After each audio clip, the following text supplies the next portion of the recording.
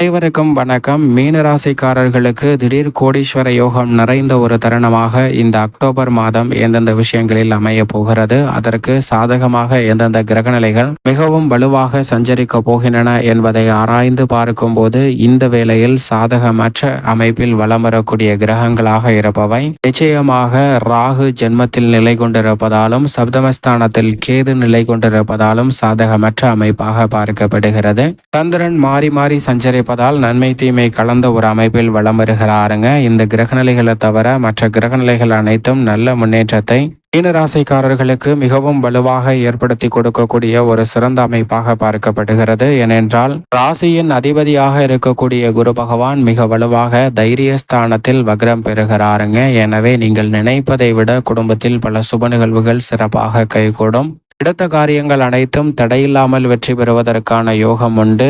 விரயஸ்தானத்தில் வக்ரம் பெற்றிருக்கக்கூடிய சனி இந்த மாதம் முழுவதும் சஞ்சரிக்கிறார். இந்த மாதத்திற்கு பிறகு வக்ர நிவர்த்தி பெறுகிறாருங்க.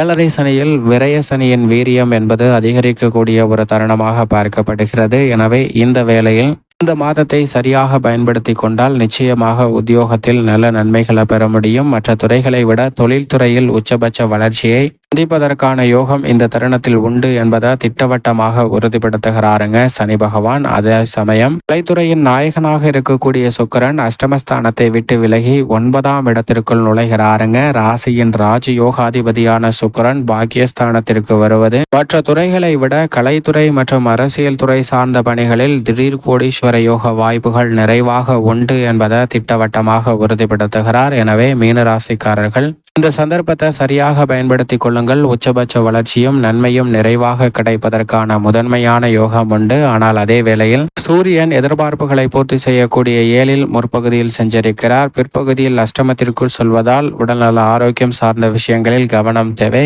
எந்த பணியை மேற்கொண்டாலும் சற்று நன்கு திட்டமிட்டு செயல்பட வேண்டிய ஒரு தருணமாக பார்க்கப்படுகிறது. இந்த தருணத்தில் வித்யாகரகரான புதன் மிக வலுவாக உச்சம் பெற்ற முற்பகுதியில் சஞ்சரிக்கிறார். பிற்பகுதியில் அஷ்டமத்திற்குள் செல்வதால் உணர்ச்சி வசப்படாமல் எந்த பணியாக இருந்தாலும் நிதானமாக திட்டமிட்டு செயல்படுத்த வேண்டும். ஆனால் செவ்வாய் மிக வலுவாக சுகஸ்தானத்தில் இருந்து பஞ்சமஸ்தானத்திற்குள் நுழைவதால் பூர்வீக சொத்துக்கள் ரீதியான பிரச்சனைகள் விலகும். புதிய சொத்துக்கள் வாங்குவதற்கான யோகம் உருவாகும்.